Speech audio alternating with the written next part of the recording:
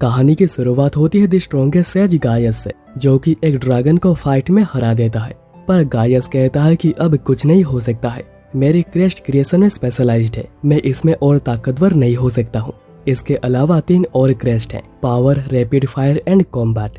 और अगर गायस को ताकतवर होना है तो उसे कॉम्बैट वाली यानी 4th क्रेस्ट चाहिए होगी। पर क्योंकि सभी को जन्म के समय क्रेस्ट मिल जाती है और उसे चेंज किया नहीं जा सकता है, तो गायस खुद को रीइंकार्नेट करने का डिसाइड करता है और इसलिए वो खुद के ऊपर रीइंकार्नेशन मैजिक का यूज करता है। अब कुछ हजारों सालों बाद गायस रीइंकार्नेट होकर मैथियस यानी मैटी बनता है, जो कि अभी कैपिटल जा रहा होता है एकेडमी ज्वाइन करने। रास्ते में मैटी एक कैलामिटी ग्रेड के मॉन्स्टर को भी मार गिराता है, क्योंकि इस बार उसे 4th क्रेस्ट मिल चुकी है। अब कैपिटल पहुंचकर उसे स्वॉर्ड के दुकान पर एक लड़की आल्मा मिलती है, जो कि अपने दोस्त लूरी के लिए आज के आज एक मैजिक स्वॉर्ड बनवाने आई थी, जो कि बिल्कुल इम्पॉसिबल है क्योंकि एक ही दिन में मैजिक को एन्चेंट किया नहीं जा सकता है। पर मैटी कहता है कि वो हेल्प कर सकता है, इसलिए वो आदमी अंदर स्वॉर्ड लेने जाता है और दोनों बाहर जान पहचान करते हैं।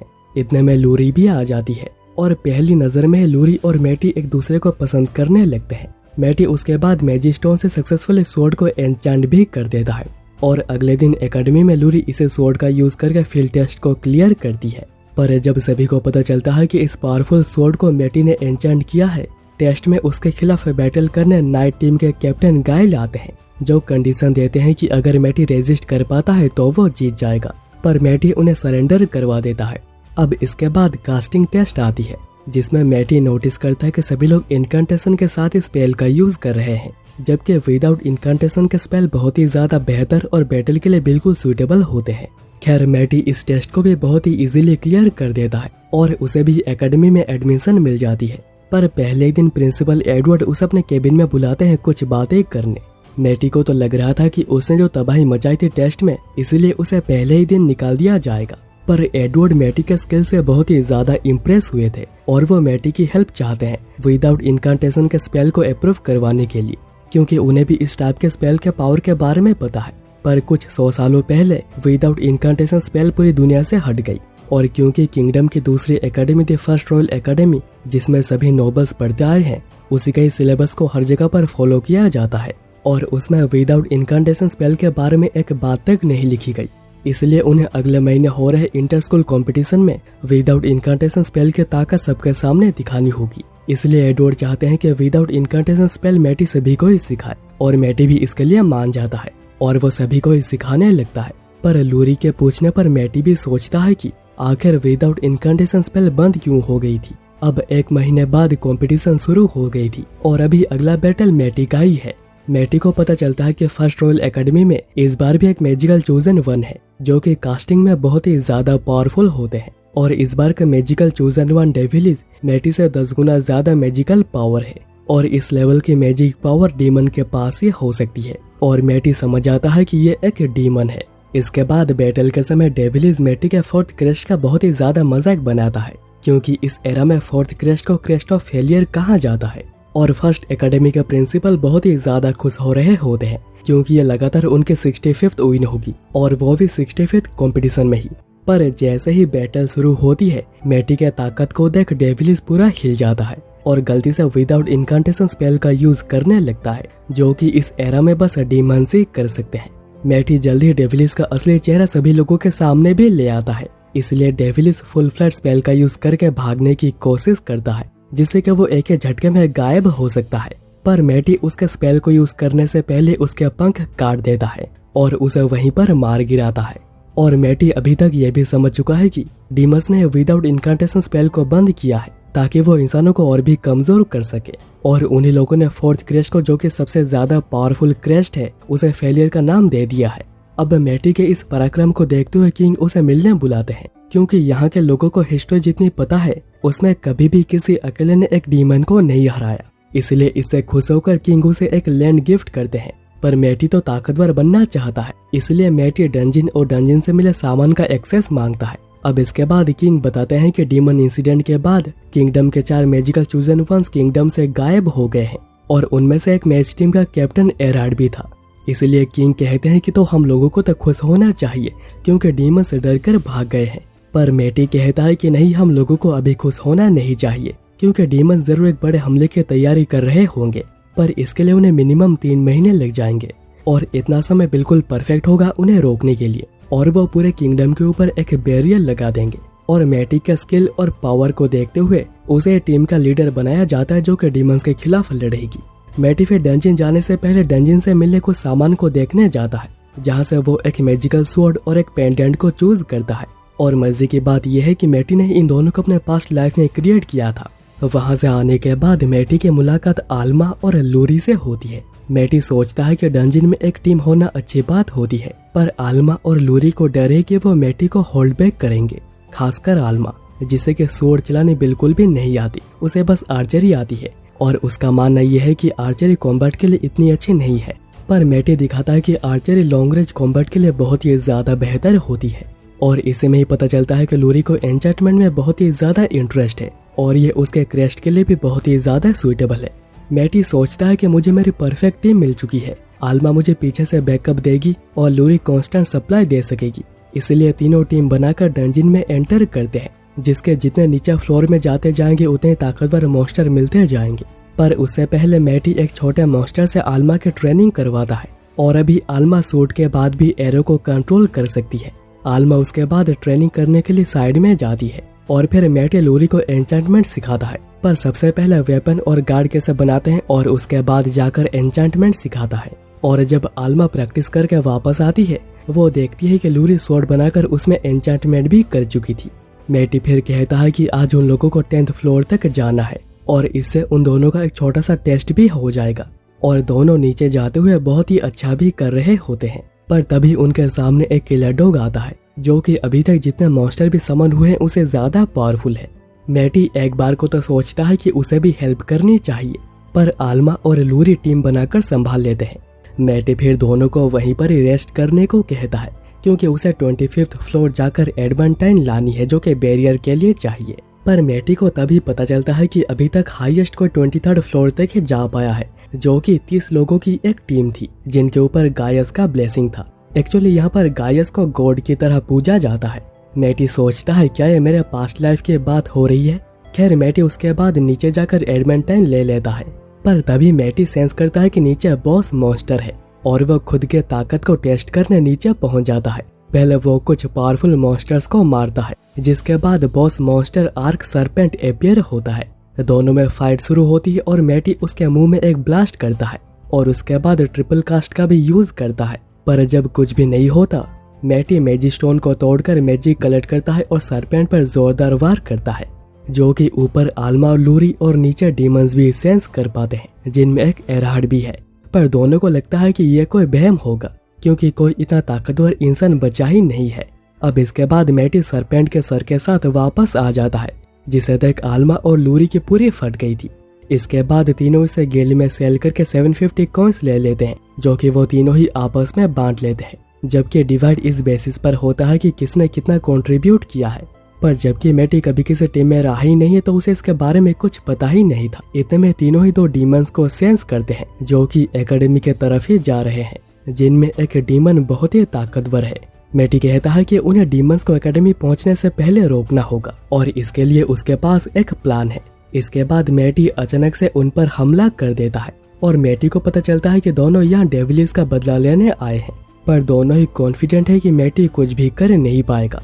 इसलिए एसरिल पहले हमला करता है, जिसे कि मैटी कंट्रोल स्पेयर के साथ एसरिल पर ही काउंटर कर देता है। मैटी उसके बाद नीचे चला आता है, जहाँ पर आल्मा डेसरिल पर मैजिक एरो का यूज करती है और उसे स्लो कर देती है। इसलिए डेसरिल आल्मा और लूरी के पीछे जाता है और एसरिल मैटी के पीछे। एसरिल को लग रहा था कि उसने मैटी और उन दोनों को अलग कर दिया है, जबकि हुआ इसका उल्टा था। एसरिल अभी ओवर कॉन्फिडेंटली हमला करता है, जिन्हें कि मैटी बहुत ही इजीली काउंटर कर देता है। एसरिल कुछ भी यूज करके मैटी को ओवरपावर नहीं कर पाता, इसलिए एसरिल भागने की कोशिश करता है, ये कहकर कि इस बार मैं तुम्हें जाने दे रहा हूँ। पर मैटी के ओक्लूजन ऑर्ब की वजह से एसरिल फुल फ्लाइट का यूज नहीं कर पाता और उल्टा वही मैजिक पावर उसके अंदर फ्लो होने लगती है और एसरिल डाउन हो जाता है। एसरिल आखिरी कोशिश के तौर पे बहुत से मॉन्स्टर को समन करने की भी कोशिश करता है, पर यह भी नाकामयाब रहता है। इसके बाद मैटी डेसरिल को मारने जाता है, जिसे कि अभी तक आल्मा और लूरी अच्छे से फंसाते आ रहे हैं। और डेसरिल को जैसे ही पता चलता है कि एसरिल डाउन हो चुका है, डेसरिल भागने की कोशिश करता है, पर आल्मा के एरो और मैटी के हमले से डेसरिल भी डाउन हो जाता है। अब इसके बाद अगले दिन किंग तीनों को बुलाते हैं उन्हें थैंक यू कहने, और एज ए रिवॉर्ड मैटी और डंजिन्स मांगता है और आल्मा और लूरी पैसे मांगते हैं। तब मैटी सेंस करके बताता है कि उन पर एक डीमन नजर रख रहा है और ये और कोई नहीं बल्कि एराड है। मतलब यहाँ पर जितने भी प्लान्स बनते आ रहे थे सबके बारे में डीमंस को पहले ही पता चल जाता था। मैटी यहाँ से एराड को तो थोड़ा डैमेज कर देता है पर वो अभी तक जिंदा है और मैटी को उसके लोकेशन भी मिल चुकी है, पर वो यहाँ से बहुत ही दूर एक गाँव में है जिसे कि डीमंस ने ही तबाह कर दिया था। मैटी कहता है कि इतनी दूर जाने के लिए टेलीपोर्टेशन स्पेल भी काम नहीं करेगी, उन्हें और कोई रास्ता ढूंढना होगा और ये रास्ता है आयरिस द लेजेंडरी ड्रैगन, जिसे देख आल्मा और लूरी बहुत ही डर गए थे क्योंकि आयरिस को किंगडम डिस्ट्रॉय करने के लिए जाना जाता है। पर दोनों को जो बात पता नहीं है वो ये है कि पास्ट लाइफ में आयरिस ने मैटी पर हमला किया था, पर सरेंडर करने के बाद मैटी ने उसे मारने के बजाय छोड़ दिया। पर मैटी को पहली बार में ही देखकर आयरिस पहचान नहीं पाती कि यही गायस है, पर जैसे ही उसे पता चलता है कि मैटी ही गायस है आयरिस बिल्कुल फ्रेंडली हो जाती है।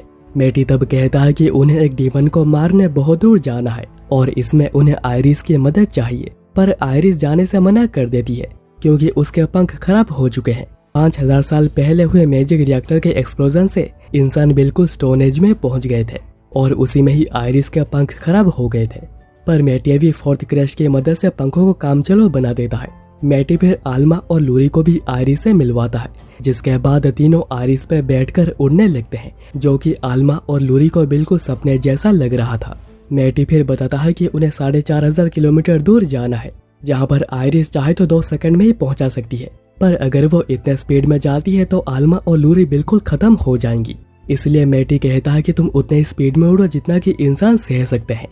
अब इसके बाद चारों ही लोकेशन पर पहुंच जाते हैं, जहां पर मैटी पहले एक गार्डीमन को डाउन करता है और मैटी को यहाँ पर वही मैजिकल सिग्नेचर्स मिल रही है जो कि मैटी ने मेंशन में सेंस किया था। मैटी को ये भी पता चलता है कि यहाँ पर 2 डीमंस हैं, जिनमें एराड है जो कि वीक साइड पर आता है, पर जो दूसरा है वो ताकतवर है। पर कोई प्रॉब्लम नहीं होगी क्योंकि मैटी की मैजिकल पावर भी रिस्टोर हो गई है। तब आयरिस क्रैश लैंडिंग करती है क्योंकि 5000 साल बाद वो लैंडिंग करना भूल गई है। अब आयरिस बाहर ही रुकती है और वो तीनों बिल्डिंग में एंटर करते हैं और मैटी टेलीपैथी स्पेल का यूज करता है ताकि डीमन को पता ना चले। मैटी कहता है कि तुम दोनों को ही लीड करना है और मुझे भरोसा है कि तुम कर पाओगी। अब तीनों ही कमरे में एंटर करते हैं जहां पर डीमन कंसीलमेंट स्पेल का यूज करके छुपा हुआ है। मैटी लूरी को टास्क देता है कि डीमन कहां पर है ढूंढ कर बताओ, जिसमें लूरी सक्सेसफुल भी होती है। आल्मा कहती है पर यहाँ पर तो 2 डीमन थे ना। मैटी कहता है कि उसका हम बाद में देख लेंगे। मैटी उसके बाद कंसीलमेंट स्पेल को ब्रेक करता है और यह डीमन एराड ही निकलता है, पर उसे इसके बारे में पता नहीं चलता है कि उसे सब लोग देख सकते हैं। पर जब आल्मा एरो फायर करती है और वो उस पर लगता है एराड को, तभी जाकर इसके बारे में पता चलता है। एराड कहता है कि क्या तुम लोगों को लगता है कि ये एरोज मेरा कुछ भी बिगाड़ पाएंगी? तुम्हें मैटी हो ना, तुमने हमला क्यों नहीं किया? मैं समझ गया, अगर तुम रियल होते तो अभी तक मैं मर चुका होता। तुम एक बहरूपिया हो। मैटी तो अभी कैपिटल में है, वो तो इतनी जल्दी यहाँ पर नहीं आ सकता है। इसलिए एराड बड़े कॉन्फिडेंटली हमला करने आगे बढ़ता है, पर उसके हमले को ब्लॉक कर मैटी आल्मा को शूट करने को कहती है क्योंकि ये उन्हीं दोनों का ही टेस्ट है। मैटी को ब्लॉक करता देख एराड कहता है कि तुम एक बहरूपिया होने के बाद भी काफी स्किल्ड हो। मैटी कहता है कि मैं बहरूपिया नहीं हूँ, इस बात को समझो। तब आल्मा एरो शूट कर रही होती है, पर एराड इस पर कोई भी ध्यान नहीं देता और वो जल्दी ही बहुत ही ज्यादा स्लो हो जाता है क्योंकि एरोज में मैजिक टॉक्सिन नाम का स्पेल यूज किया गया है और ये तभी एक्टिवेट होता है जब बहुत सारे एरोज को फायर किया जाता है। अब एराड सोच नहीं पा रहा था कि वो एक बहरूपिया से हार जाएगा, इसलिए एराड डिसफॉर्चून स्पेल का यूज करता है, जिसमें कि डीमन की मैजिक पावर और स्ट्रेंथ बहुत ही ज्यादा बढ़ जाती है। पर इसमें उसके सारी मैजिक यूज हो जाती है और आखिर में जाकर उसका डेथ भी हो जाएगी, पर इससे पहले वो अपने एनिमी को खत्म कर सकता है। अब एराड को हमला करता देख आल्मा और लूरी डर के भागते हैं, पर यह बस मैजिक का डिस्गाइज स्पेल था जिसमें मैजिक टॉक्सिन मिक्स की गई थी, इसलिए एराड और कुछ नहीं कर पाता और आल्मा उसे एक ही एरो से मार देती है और दोनों बहुत ही खुश होती हैं कि उन्होंने पहली बार एक डीमन को मारा है। मैटी अब कहता है कि तुम दोनों आयरिस के पास जाकर इंतजार करो, आखिरी वाले का खेल मैं ही खत्म करूंगा। अब मैटी बाहर आकर पहले मैजिक स्टोन्स की मैजिक हवा में फैला देता है, जिससे कि अगर कोई मिस डीमन आसपास ही हो उसे सामने आना ही पड़ेगा। और ठीक ऐसा ही होता है और मिस डीमन कहता है कि मानना पड़ेगा, तुमने मुझे सामने आने पर मजबूर कर दिया। एरहार्ड तो कह रहा था कि तुम एक बीस्ट हो, पर नहीं, तुम उससे भी कुछ ज्यादा हो। पर क्योंकि तुमने मुझे आने पर मजबूर कर दिया है, आशा करता हूँ कि तुम मरने के लिए बिल्कुल तैयार हो गए, क्योंकि मैं एरहार्ड से एक और ही लेवल पर हूँ। मैटी कहता है कि मेरा मरने का तो कोई प्लान है ही नहीं, और मैटी एक स्पेल का यूज करके सोर्ड के साथ तैयार हो जाता है। और जैसे ही फाइट शुरू होती है, मैटी मिस डीमन के पावर को समझ जाता है, पर वो कुछ कर पाता। मिस डीमन उसके दाहिने हाथ को ही काट कर अलग कर देता है। मिस डीमन कहता है कि चलो मैं तुम्हें एक मौका देता हूँ, तुम ही डिसाइड करो कि आखिर तुम्हें कैसे मरना है। मैटी कहता है मैं इतनी जल्दी तो नहीं मरूंगा, क्योंकि मैटी ने पहले रिकवरी स्पेल का यूज कर लिया था और उसी के साथ ही एनालिसिस स्पेल का भी। मैटी ने जानबूझकर अपना हाथ काटने दिया ताकि मैटी मिस डीमन के पैटर्न को अच्छे से समझ पाए, और अभी इस वजह से मिस डीमन मैटी को एक बार भी हिट नहीं कर पाता। और अभी और कोई रास्ता ना देखते हुए मिस डीमन ओवरक्लॉक स्पेल का यूज करता है, जो कि बिल्कुल डिसफॉर्चून स्पेल जैसा ही होता है, पर उससे ज्यादा पावरफुल, पर इसमें मरने के चांसेस कम होते हैं। पर मैटी उसके हमले को बहुत ही इजीली नलीफाई कर देता है, इसलिए मिस डीमन एक और स्पेल का यूज करता है, जिसके टच में जो भी आएगा वो मिस्ट यानी धुआं बन जाएगा। पर मैटी इसे भी बहुत ही इजीली कैंसिल कर देता है। मिस डीमन कहता है कि आखिर यह कैसा हो सकता है, सिर्फ मैं ही हूँ जो कि इस स्पेल का यूज कर सकता है और इसका कोई काउंटर भी नहीं है। तब मैटी बताता है कि उसने पहले सब कुछ एनालाइज कर लिया था, और अब आखिर में मैटी ने जिस स्पेल का यूज किया है उसे मिस डीमन एक्सेस मैजिक को अपने अंदर ही लेने लगता है, और तब तक लेता रहता है जब तक कि वो फूल कर ब्लास्ट नहीं हो जाता। और ब्लास्ट होने के बाद वहाँ पर एक अजीब सी चीज अपीयर होती है। तब लूरी ऊपर से ही मैटी पर कूद जाती है, क्योंकि उसे मैटी की बहुत ही ज्यादा चिंता हो रही थी। मैटी कहता है कि चिंता मत करो, मैं ठीक हूँ। तभी आल्मा पूछती है कि ये चीज आखिर है क्या। मैटी बताता है कि यह ड्रैगन वैन पिलर है, जो कि अर्थ के मैजिक से चलता है, और इस पर जो स्पेल कास्ट की गई है वो मॉन्स्टर्स के होड़ के लिए की गई है, जिसमें कि 5000 से भी ज्यादा ताकतवर मॉन्स्टर होते हैं। और इसका लोकेशन और कोई नहीं बल्कि उनका कैपिटल है, जहाँ पर के मॉन्स्टर अपीयर होते। पर अभी ब्लास्ट होने की वजह से लोकेशन 10 किलोमीटर दूर हो गया है, और वो एकेडमी से मदद लेकर इसे निपट सकते हैं। अभी तीनों वापस आ रहे होते हैं। आयरिस कहती है कि तुम तीनों को छोड़ने के बाद मैं क्या करूंगी। मैटी सोचता है कि इसके बारे में तो मैं भूल ही गया था, तुम स्पेल का यूज करके इंसान का रूप ले सकती हो, क्यों है ना? तो क्यों ना तुम हमारे एकेडमी को ही ज्वाइन करो, ताकि हम सभी लोग हमेशा ही एक साथ रह सके, और मैं तुम्हारे पंखों को भी हिल करता रहूंगा। और इसी के साथ मैटी के पास यहाँ वहाँ पर जाने के लिए एक चीज भी रहेगी, इसीलिए आयरिस इंसानी रूप ले लेती है। पर क्योंकि उसने कोई भी कपड़े पहने नहीं हुए थे, आल्मा और लूरी मैटी की आंखें बंद करने लगते हैं। अब इसके बाद मैटी प्रिंसिपल एडवर्ड को बताता है कि उन्होंने दोनों ही डीमंस को मार दिया है। मैटी आगे बताता है कि वो चाहता है कि आयरिस को ट्रांसफर स्टूडेंट के तौर पे एक्सेप्ट कर लिया जाए। एडवर्ड इसके लिए मान तो जाते हैं, पर इसके लिए आयरिस को टेस्ट देना होगा, जिसमें कि उसे 98% स्कोर करना होगा। मैटी कहता है ठीक है, पर एग्जाम के वक्त मैं भी उसे इंस्पेक्ट करूंगा, नहीं तो अगर गलती से आयरिस अपने पावर का यूज करने लग जाती है तो पता नहीं क्या होगा। एडवर्ड के केबिन से आते वक्त लूरी पूछती है कि तुमने ड्रैगन वैन पिलर के बारे में बात क्यों नहीं कही। मैटी कहता है अभी पैनिक क्रिएट करना नहीं चाहिए, एक बार एग्जाम खत्म हो जाए उसके बाद देखेंगे, वैसे भी हमारे पास बहुत समय है। मैटी अब इसके बाद एक फेक क्रेस्ट भी बना देता है, ताकि किसी को भी पता ना चले कि आयरिस एक ड्रैगन है। उसके बाद अगले दिन रिटर्न एग्जाम में आयरिस को कुछ भी समझ नहीं आ रहा था, और वो तो इंक ही खा लेती है। पर फील्ड टेस्ट में गाइल टेस्ट लेने आते हैं, क्योंकि अगर मैटी ने किसी को रिकमेंड किया है तो वो ताकतवर ही होगा। उसके बाद जैसे ही बैटल शुरू होती है, आयरिस के हाथ से उसका स्वॉर्ड गिर जाता है, तो आयरिस कहती है रुको जरा, पर गाइल कहता है कि कभी अपने दुश्मन को अपना पेट मत दिखाना। पर आयरिस गाइल के स्वॉर्ड को एक ही हाथ से पकड़ लेती है और कहती है मैंने कहा ना रुको। गाइल सोचते हैं कि आखिर ये कौन सी बला है। आयरिस कहती है ये तो एक स्वॉर्ड फाइट है ना, और वो स्वॉर्ड का थोड़ा यूज करके गाइल को ऊपर ही फेंक देती है। और अभी इसके बाद कास्टिंग टेस्ट आती है, पर इतने छोटे टारगेट आयरिस को दिख ही नहीं रहे थे, इसलिए उसका निशाना यहाँ वहाँ पर लग रहा था। अगर मैटी यहाँ पर ना होता तो ये तीनों कभी का ही उड़ चुके होते। खैर आयरिस अभी सोचती है कि उसे पूरे जगह को ही उड़ा देना चाहिए, क्योंकि उसे टारगेट तो दिख नहीं रहे, और वो स्पेल का यूज करके पूरे ग्राउंड को ही उड़ा देती है। मैटी एडवर्ड से पूछता है कि अभी आपका क्या कहना है। एडवर्ड कहते हैं वेल मैं उसे फेल तो नहीं कर सकता, तो वो पास हो गई है, पर मेरे इस प्यारे स्कूल ग्राउंड का क्या होगा। तो मैटी कहता है कि चिंता मत कीजिए, मैं इसे ठीक कर दूंगा। अब हम लोग आगे देखते हैं कि एडवर्ड मैटी को लेकर डंजिन में आते हैं, जहाँ पर स्टूडेंट्स आयरन ओर से मिथ्रिल बनाने में लगे हुए थे, पर क्रेस्ट ऑफ ग्लोरी के स्टूडेंट्स बहुत ही कम होने की वजह से काम बहुत ही ज्यादा स्लो हो रहा है। ज्यादातर क्रेस्ट ऑफ ग्लोरी के स्टूडेंट्स फर्स्ट एकेडमी के पास ही है। मैटी पूछता है कि तो क्या हम लोग उनसे हेल्प नहीं मांग सकते। एडवर्ड कहते हैं कि मुश्किल है क्योंकि फर्स्ट और सेकंड एकेडमी के बीच में चीजें कुछ ठीक नहीं है, पर यहाँ पर किंग कुछ कर सकते हैं। अब अगले सीन में एडवर्ड से फर्स्ट एकेडमी के प्रिंसिपल मिलने आते हैं क्योंकि किंग ने उन्हें ये ऑर्डर दिया है। पर फर्स्ट एकेडमी के प्रिंसिपल बहुत ही ज्यादा गुस्सा करते हैं कि सेकंड एकेडमी जिसे कि वो एक इन्फीरियर मानते हैं, उसकी हिम्मत कैसे हो गई उन्हें बुलाने की। एडवर्ड कहते हैं कि यहाँ पर कोई हायरार्की नहीं है, हम लोग सभी यहाँ पर बिल्कुल सेम है। एडवर्ड उसके बाद डीमंस के बाद बताते हैं और बैरियर बनाने के लिए उन्हें फर्स्ट एकेडमी के क्रेस्ट ऑफ ग्लोरी स्टूडेंट्स चाहिए। पर फर्स्ट प्रिंसिपल मना कर देते हैं कि वो किसी छोटे एकेडमी की हेल्प नहीं करेंगे। तो एडवर्ड कहते हैं आप शायद भूल गए हैं कि इस बार कंपटीशन में क्या हुआ था। फर्स्ट प्रिंसिपल कहता है कि तुम लोग इसलिए जीत गए क्योंकि तुम लोगों के पास एक बीस्ट था और हम लोगों के पास एक डीमन, और जब दोनों के बीच में बात नहीं बनती, मैटी कहता है कि हम लोग एक और कंपटीशन कर सकते हैं और उसमें जो जीतेगा वो जो कहेगा दूसरे को करना होगा। और इसके लिए फर्स्ट प्रिंसिपल मान जाते हैं, पर वो कंडीशन रखते हैं कि इसमें मैटी पार्टिसिपेट नहीं करेगा क्योंकि वो एक बीस्ट है। और मैटी भी इस पर एग्री कर जाता है। पर एडवर्ड सोच में पड़ जाते हैं कि आखिर हम लोग जीतेंगे कैसे।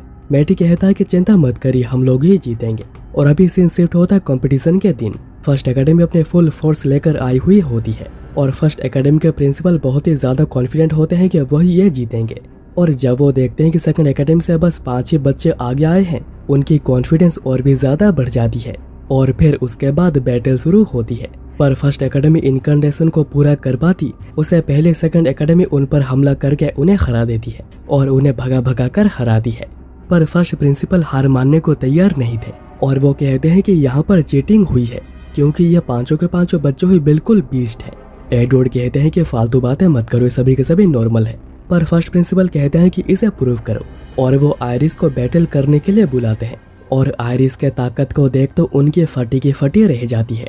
एडवर्ड फिर बताते हैं कि किंग ने ही हमें ऑर्डर दिया है कि हम लोग विदाउट इनकांटेशन के स्पेल को यूज कर सकते हैं।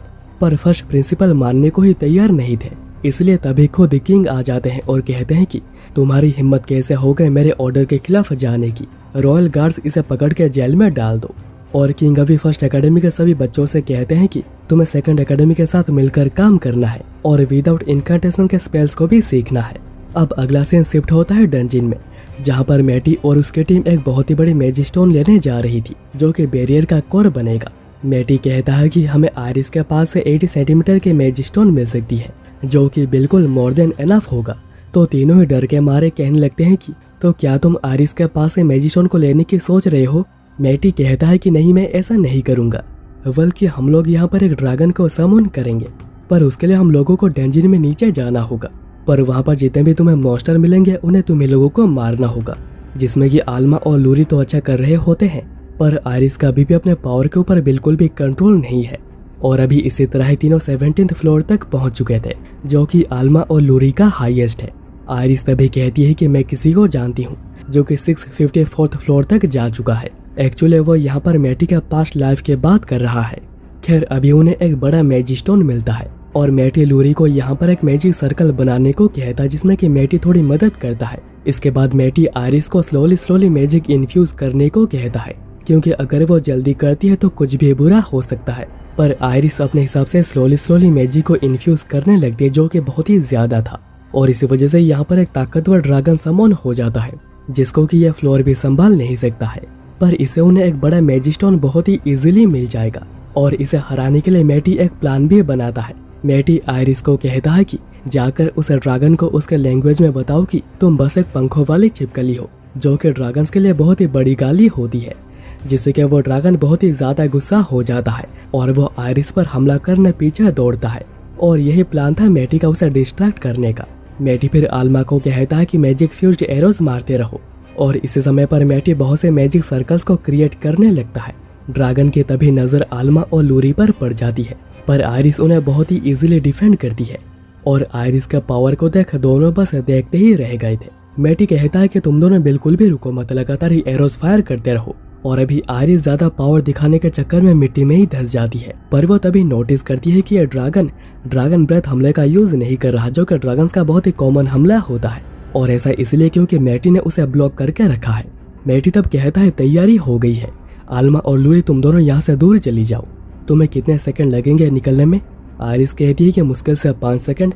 तो मैटी कहता है कि जाने से पहले उसे इतना गुस्सा दिला दो कि ड्रैगन अपने पूरे पावर से ड्रैगन ब्रेथ का यूज करे और पंखों वाली छिपकली से काम बन जाता है। और जैसे ही ड्रैगन ब्रेथ को तैयार करने लगता है, मैटी स्पेल को एक्टिवेट कर देता है, जिससे कि ड्रैगन ब्रेथ ड्रैगन पर ही उल्टा पड़ जाता है। पर तभी आयरिस भागते हुए उसे गड्ढे में पड़ जाती है और यह बहुत ही खतरनाक है क्योंकि ड्रैगन ब्रेथ बहुत ही पावरफुल होती है, जिससे कि आयरिस भी सहन नहीं पाएगी। इसलिए मैटी जल्दी से शील्ड को क्रिएट कर देता है, पर वो बाहर ही था और तभी बहुत ही बड़ा ब्लास्ट होता है। लूरी वापस आकर सोचती है कि आखिर मैटी कहाँ पर है। तभी मैटी साइड से चलकर आता है, जो कि इस धमाके से कई सौ मीटर दूर उड़कर गिरा था। इतने में आयरिस पीछे से मैजिस्टोन ले आती है और उनका मिशन पूरा हो जाता है। और इसमें आयरिस का ही टेस्ट हो रहा था और यहाँ पर अच्छा करने पर मैटी ऑफिशियली उस टीम को ज्वाइन करने का ऑफर देता है, जिससे कि आयरिस, आल्मा और लूरी बहुत ही ज्यादा खुश हो जाती है। अब यहाँ से आने के बाद मैटी स्कूल ग्राउंड को पूरा ही तबाह कर देता है ताकि आयरिस अपने पैरों के मूवमेंट्स को ठीक कर सके और उसके मसल मेमोरीज इम्प्रूव हो पाए और इससे टीम पावर भी बढ़ेगी। इसमें आयरिस को अपने सल में सेल को रखते हुए आल्मा के एरोस को डॉज करना होगा। और जब दोनों ट्रेनिंग कर रहे होते हैं, लूरी कहती है कि अभी मुझे क्या करना है। तो मैटी कहता है कि तुम अभी पहले से बहुत ही ज्यादा बेहतर हो गई हो, इसलिए हमारे वेपन्स को भी अभी तुम ही बनाओगी और मेरे स्वॉर्ड को भी। लूरी कहती है कि मैं इसमें अपना बेस्ट दूंगी और वेपन्स बनाना है ड्रैगन से मिले और कुछ चीजों से, जिन पर कि 8 तरीके के स्पेल का यूज करना होगा। पर क्योंकि लूरी इतनी भी एडवांस नहीं हुई है, मैटी उसे सिखाता है कि ये सब कुछ कैसे करना है और लूरी इसी तरह वेपन्स को बनाती है। यहाँ पर अभी आयरिस पहले से बेहतर हो गई थी। तब मैटी दोनों को बुलाता है उनका वेपन देने और सभी के सभी वेपन्स बहुत ही ज्यादा पावरफुल हैं, जिससे कि पत्थर को भी बहुत ही इजीली तोड़ा जा सकता है। पर आयरिस का स्पीयर थोड़ा डल रखा गया है ताकि उसके पावर को थोड़े कंट्रोल में रखा जा सके, पर यह भी उसके पावर के लिए एनफ नहीं है और वो स्कूल के दीवार को ही तोड़ देती है। उसके बाद मैटी अपने स्वॉर्ड को निकालता है और उन तीनों को ही उसके खिलाफ लड़ने को कहता है ताकि उनके ट्रेनिंग अच्छे से हो पाए। ट्रेनिंग के बाद मैटी सोच रहा होता है कि एक बार मॉन्स्टर्स के हॉर्ड का प्रॉब्लम और डीमंस को संभाल लूं, मैं इस स्कूल को छोड़कर आगे निकल जाऊंगा। इसके बाद हम बहुत से डीमंस और उनके लीडर को देख, जो कहता है बेवकूफ इंसान, बस मेरा इंतजार करो। इसके बाद सीन कट होता है डंजिन में, जहां पर आल्मा और लूरी आकर इन्फॉर्म करते हैं कि जंगल में अनयूजुअल एक्टिविटी को सेंस की गई है। मैटी कहता है कि ये डीमन है। लूरी कहती है तो क्या इसका मतलब हमारे प्लान के बारे में पहले ही उन्हें पता है? पर मैटी कहता है कि नहीं, अगर ऐसा हुआ होता तो हम लोग उन्हें आते हुए सेंस नहीं कर पाते। ये एक मेजी रोड है जिसे कि डीमन ट्रांसपोर्टेशन के लिए यूज किया करते हैं। पर जैसा कि तुम लोग देख सकते हो कि मैं यहाँ पर अभी बहुत ही बिजी हूँ, तो क्या तुम लोग इसे संभाल लोगे? दोनों थोड़ा हिचकिचाते हैं, पर मैटी कहता है कि मुझे भरोसा है कि तुम लोग कर पाओगी।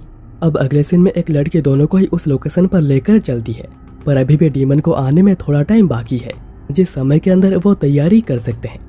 लूरी सोचती है कि उसे कौन से स्पेल का यूज करना चाहिए, क्योंकि मैटी ने यह काम उस पर छोड़ा है, क्योंकि रियल बैटल के समय उसे सोचना पड़ेगा कि आखिर कौन से स्पेल का यूज कभी करना है। इसलिए लूरी ऐसा ही करती है और एन्चेंटेड एरोस आल्मा को हैंड ओवर करती है। और जैसे ही डीमन एपियर होता है, वो एक ही एरो में मारा जाता है, पर इसके बाद एक और डीमन आता है जो कि एक एरो से मारा नहीं जाता। इसलिए लूरी उसे स्वॉर्ड से मार के खत्म कर देती है और यह मिशन यहीं पर खत्म होता है। और दोनों बहुत ही खुश होती हैं कि उन्होंने यह काम बिल्कुल अकेले कर दिखाया। पर तभी उन्हें कैपिटल से एक मैजिक सर्ज महसूस होती है और मैटी से पूछने पर मैटी कहता है कि यह एक स्पेल है जो कि मैजी रोड से एडवांस है और इसे दूर तक ट्रैवल किया जा सकता है, पर इसको एक्टिवेट करने के लिए एक डीमन सेक्रीफाइस चाहिए होती है। तो डीमंस ने जरूर अपने ग्रुप के सबसे कमजोर को ही बलि दी होगी, जिस वजह से ये मैजिक सर्ज हुआ था। अभी मैटी के हिसाब से डीमन सेकंड एकेडमी के ऊपर ही एपियर होंगे, पर बैरियर बनाने के लिए थोड़ा और समय लगेगा। इसलिए मैटी कहता है कि क्या तुम डीमंस को थोड़ी देर के लिए रोक पाओगी, और दोनों ही कॉन्फिडेंट है कि वो ये काम कर पाएंगे। उनके जाने के बाद आयरिस छोटे बॉक्सेस मिथ्रिल के लेकर आ जाते जो कि बैरियर बनाने के लिए चाहिए। यहाँ पर लूरी और आल्मा पहुंचकर देखते हैं कि मैटी ने उनके लिए बहुत से मैजिशियन को पहले से ही तैयार करके रखा है, ताकि अगर कुछ गलती हो भी जाती है तो लूरी फिर से कास्टिंग को कर पाए। अब इसके बाद पहला डीमन एपियर होता है, जो स्टूडेंट्स को देखकर कहता है, पागल इंसान, तुम कितने भी क्यों ना हो जाओ, मेरा कुछ भी बिगाड़ नहीं पाओगे। और वो उन पर हमला कर देता है, जिससे कि वहाँ पर एक धमाका होता है। पर डीमन देखता है कि स्टूडेंट्स ने उसके हमले को ब्लॉक कर दिया था। इससे डीमन को बहुत ही ज्यादा गुस्सा आता है। इतने में स्टूडेंट्स और आल्मा उस पर हमला करती हैं, पर डीमन के पास हमले ही नहीं पहुंच पाते।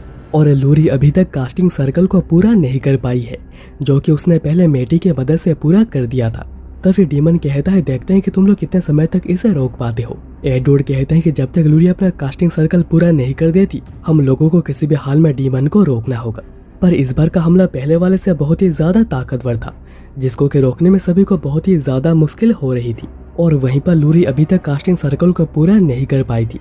पर सभी लोगों की इतने मेहनत को देखकर, इतने हिम्मत को देखकर और मैटी का उसके ऊपर भरोसा को देखकर लूरी कहती है कि मुझे ये करना ही पड़ेगा। सभी लोग मेरे ऊपर आस लगाए बैठे हैं और वह फाइनली एन्चांटमेंट पूरा कर देती है और उसी एरो से ही डीमन मारा जाता है और सभी खुश हो जाते हैं कि उन्होंने डीमन को मार दिया है। पर तभी एक और डीमन निकल आता है और इसका हमला पहले वाले से भी ताकतवर है। डीमन कहता है कि मैंने उसे पहले ही कहा था कि इंतजार करो, क्योंकि हम लोगों को बहुतों को मारना है। इतने में और भी बहुत से डीमंस अपीयर हो जाते हैं, जिन्हें देखकर सभी लोग बहुत ही ज्यादा डर रहे होते हैं। पर आल्मा आगे बढ़ती है और वो कहती है कि हमें कुछ भी करके उन्हें मेटी के आने तक रोकना ही पड़ेगा। और आल्मा को देखकर लूरी में भी जोश आ जाता है। तब डीमन बाकी डीमंस को कहता है कि चलो कंपटीशन करते हैं, देखते हैं कि आखिर कौन कितना ज्यादा लोगों को मार पाता है। पर तभी मैटी उसे पीछे से मार देता है और कहता है कि अभी तुम लोगों को मेरे हाथों मरना है। और वो देखते ही देखते आधे को मार देता है। जो तक बाकी बचे हुए डिसफॉर्चून स्पेल का यूज करते हैं, पर वो भी 5 सेकंड से ज्यादा टिक नहीं पाते और ये मिशन भी बहुत ही जल्दी पूरा हो जाता है। और सभी लोग मैटी की बहुत ही ज्यादा तारीफें करते हैं। पर मैटी कहता है कि सब कुछ लूरी के बनाए सोड की वजह से हो पाया है और अभी बारी है बैरियर को एक्टिवेट करने की, जिसकी तैयारी पूरी हो गई है। और मैटी के एक मैजिस्टोन लगाने से बैरियर पूरा कैपिटल पर एक्टिवेट हो जाता है। पर अभी बारी है मॉन्स्टर्स की, जो कि 10,000 से भी ज्यादा यहाँ पर आ रहे हैं, जिन्हें रोकने के लिए सभी स्टूडेंट्स और एडवर्ड बैरियर के बाहर ही खड़े होते हैं, क्योंकि बैरियर बस कैपिटल को ही प्रोटेक्ट करेगा, ना कि आसपास के शहरों को। इसलिए मॉन्स्टर के वहां पर आते ट्रैप्स एक्टिवेट हो जाती है, जिनको कि मैटी ने सेट करके रखा था। और फिर स्टूडेंट्स भी लगातार हमला करने लगते हैं और ये सब कुछ मैटी और उसके टीम पीछे खड़े होकर देख रही होती है। मैटी कहता है कि वो कॉन्फिडेंट है कि स्टूडेंट्स इतने कैपेबल है कि वो इन्हें बहुत ही इजीली संभाल सकते हैं। और ठीक ऐसा ही होता है और पहली वेव खत्म हो जाती है। पर सेकंड वेव को संभालने मैटी और उसकी टीम आगे आती है और बाकियों को अंदर जाने को कहती है। अब आयरिस, आल्मा और लूरी बहुत ही इजीली बड़े मॉन्स्टर को संभाल रहे होते हैं, जिससे कि मैटी बहुत ही इजीली बड़े टारगेट्स पर हमला कर सकता है। इतने में वहीं पर एक मॉन्स्टर वर्ड ईटर बनने लगता है, जो कि सभी मॉन्स्टर्स को एब्जॉर्ब करके पावरफुल बनता है। और वर्ड ईटर आयरिस को भी अपने अंदर खींचने लगता है, क्योंकि वो भी एक मॉन्स्टर ही है। पर मैटी कहता है कि चिंता मत करो, वर्ड ईटर इतना पावरफुल नहीं है कि तुम्हें वो अंदर खींच पाएगा। मैटी उसके बाद लूरी को मैजिक स्टोन में कास्टिंग सर्कल बनाने को कहता है, जिससे कि वो वर्ड ईटर को फीड करता है, ताकि वर्ड ईटर एक प्रॉपर शेप में आ सके। नहीं तो इतने बड़े मॉन्स्टर को मारने के बाद भी ना ही उन्हें कोई एक्सपीरियंस मिलेगा, ना ही उन्हें कोई मैजिक स्टोन मिलेगी और ना ही उन्हें कोई कीमती चीज मिलेगी। और अभी फाइनली वर्ड ईटर अपने कंप्लीट फॉर्म में आ जाता है, जो कि कुछ ज्यादा ही बड़ा था। इसे आल्मा और लूरी बहुत ही डर रहे होते हैं। पर मैटी कहता है कि चलो इसे खत्म करते हैं। आल्मा और लूरी, तुम लोगों को उस पर एरोज मारने हैं और आयरिस तुम उसके पैरों पर वार करोगी। और आयरिस के ऐसा करते वर्ड ईटर डिस्ट्रैक्ट हो जाता है और मैटी उसके आंखों पर वार करता है। इसके बाद मैटी एन्चेंटेड सोर्ड से उसके पैरों पर हमला करता है, पर वर्ड ईटर खुद को रीजनरेट कर लेता है। यह देखकर मैटी अपने सारे स्पेल्स का यूज करने लगता है। मैटी क्रेस्ट ऑफ फेलियर के स्पेशल हमले का यूज करता है, जिसमें कि हमला तब तक होता रहेगा जब तक मॉन्स्टर मारा नहीं जाता या फिर मैटी की मैजिक पावर खत्म नहीं हो जाती। और लास्ट में मॉन्स्टर ही पहले मारा जाता है और मैटी उसका गला काटकर काम पूरा कर देता है। पर आल्मा और लूरी अभी भी डर रहे होते हैं। मैटी कहता है डरो मत, अभी ये और नहीं उठेगा। इतने में सुबह हो जाती है और मैटी कुछ सोचने लगता है। लूरी के पूछने पर मैटी कहता है कि इस मॉन्स्टर के साथ कुछ गड़बड़ है, मुझे कैपिटल के बाहर के डंजन्स को चेक करना पड़ेगा पोटेंशियल ड्रैगन वेंस के लिए। उसके कुछ समय बाद मैटी एडवर्ड को बताता है कि उसे एकेडमी छोड़नी है, क्योंकि उसे ड्रैगन वेंस पर सर्वे करना है। पर क्योंकि एडवर्ड नहीं चाहते हैं कि मैटी एकेडमी को छोड़े, एडवर्ड एक स्पेशल स्कॉलरशिप देते हैं, जिससे कि मैटी बाई चांस अगर किसी भी प्रॉब्लम में आ जाता है तो एकेडमी और किंगडम बहुत ही इजीली हेल्प कर पाएंगे, क्योंकि वो उन्हीं का स्टूडेंट है। और मैटी का स्पेशल अचीवमेंट से एकेडमी को भी मदद मिलेगी, तो इसमें दोनों को ही फायदा है। तो इसलिए मैटी भी इस पर एग्री कर जाता है। पर मैटी के जाने से लूरी बहुत ही ज्यादा उदास थी। तो एडवर्ड कहते हैं कि अगर तुम लोग भी जाना चाहती हो तो जा सकती हो, मैं स्कॉलरशिप तुम लोगों को भी दे दूंगा। आल्मा और लूरी कहती है कि हमें जाना है, क्योंकि हमें मैटी से बहुत कुछ सीखना बाकी है। आयरिस कहती है कि अगर तुम सभी लोग चल रहे हो तो मैं भी चलती हूँ। इसके बाद जाते समय एडवर्ड कहते हैं कि सेकंड एकेडमी हमेशा ही तुम्हारे लिए खुला है और हमेशा ही तुम्हारे साथ खड़ा है। मैटी अब कहता है कि उनका डेस्टिनेशन है मेल्किया डंजिन, जो कि एक बहुत ही बड़ा डंजिन है। पर मैटी को पता चलता है कि अभी इस डंजिन के ऊपर एक शहर बन चुका है, पर पास्ट लाइफ में ऐसा कुछ भी नहीं था और अभी मैप को देखने पर उन्हें मेल्किया डंजिन पहुंचने में कुछ दिन लग जाएंगे। पर मैटी कहता है कि हम लोग एक ही दिन में पहुंच सकते हैं, जिसके लिए हम लोगों को चिकिरिसुबुआ जंगल को पार करके जाना होगा। पर प्रॉब्लम यह है कि ये जंगल मॉन्स्टर्स का घर है। इसमें ताकतवर मॉन्स्टर के साथ साथ बहुत ही चालाक मॉन्स्टर्स भी रहते हैं और चालाक मॉन्स्टर सुनकर मैटी और भी ज्यादा क्यूरियस हो जाता है। अब अगले सीन में चारों ही जंगल में आ चुके थे, पर थोड़ा बहुत आगे आने के बाद भी उन्हें कोई भी मॉन्स्टर्स नहीं दिखता। आल्मा कहती है कि यहाँ पर कुछ तो अजीब लग रहा है, तो आयरिस कहती है कि चिंता मत करो, अगर जरूरत पड़ती है तो मैं तुम लोगों को उड़ा ले जाऊंगी। पर मैटी कहता है कि तुम्हारे पंख अभी हिल हो रही है तो बिल्कुल भी उड़ना मत। और क्योंकि सभी लोग अभी थक गए थे और उन्हें भूख भी लगी थी, आल्मा और लूरी कहते हैं कि जल्दी से स्टोरेज स्पेल से खाना निकाल कर खाते हैं। पर मैटी कहता है कि नहीं, वो लोग यहाँ पर खुद ही खाना ढूंढकर खाना बनाएंगे। और मैटी शिकार पर निकलता है और वो सेंस करता है कि बहुत से मॉन्स्टर्स उसके आसपास है, जिन्हें कि एक और ही मॉन्स्टर कंट्रोल कर रहा है। मतलब कि ये एक चालाक मॉन्स्टर है और जल्दी है वो मॉन्स्टर मैटी के ऊपर हमला भी करता है। पर मैटी के सामने उसकी कहाँ चलने वाली थी और मैटी उसका शिकार करके ले आता है और कहता है कि मुझे कुछ खास मजा नहीं आया। लूरी कहती है कि इन्हें विज मोंकी कहा जाता है, जो कि अपने स्मार्टनेस के लिए जाने जाते हैं। अब मैटी एक बोर मॉन्स्टर को निकालता है जिसको कि वो लोग खाएंगे और आयरिस के मुंह से तो पानी टपकने लगा था। पर लूरी और आल्मा कुछ कॉन्फिडेंट नहीं थे कि इसे खाना चाहिए या नहीं। मैटी कहता है कि इस मॉन्स्टर को हम खा सकते हैं। अब इसके बाद लूरी बर्तन बनाती है और आयरिस लकड़ियां लाती है, जिससे कि वो लोग खाना बनाएंगे और सूप बनाने की ड्यूटी आल्मा लेती है, जो कि सच में बहुत ही ज्यादा घटिया बना था। पर आयरिस फिर भी पी जाती है क्योंकि उसे भूख बहुत लगी थी। अब खाने के बाद मैटी कहता है कि चलो आगे बढ़ते हैं और लगता है आयरिस के ऑरा से कोई भी मॉन्स्टर डर के हमारे सामने नहीं आ रहा और ऊपर से हम लोगों ने विज मोंकी को भी मार दिया है, इसलिए हम लोगों को आगे बढ़ने में कोई भी प्रॉब्लम नहीं होगी। अब शाम को चारों ही मेल्किया सिटी पहुंच जाते हैं, पर ये शहर कुछ ज्यादा ही खाली खाली और अंधेरे से घिरा लग रहा है। तब उन्हें फाइनली एक लैंप पोस्ट मिलती है, जो कि मैजिक स्टोन से नहीं बल्कि ड्रैगन वेन के मैजिक से चल रही है, जो कि बहुत ही अजीब है। तब एक आदमी कहता है कि जल्दी वहां से हटो, ये कभी भी एक्सप्लोड हो सकता है। और तभी लैंप पोस्ट एक्सप्लोड हो जाता है, पर वो चारों बच गए थे।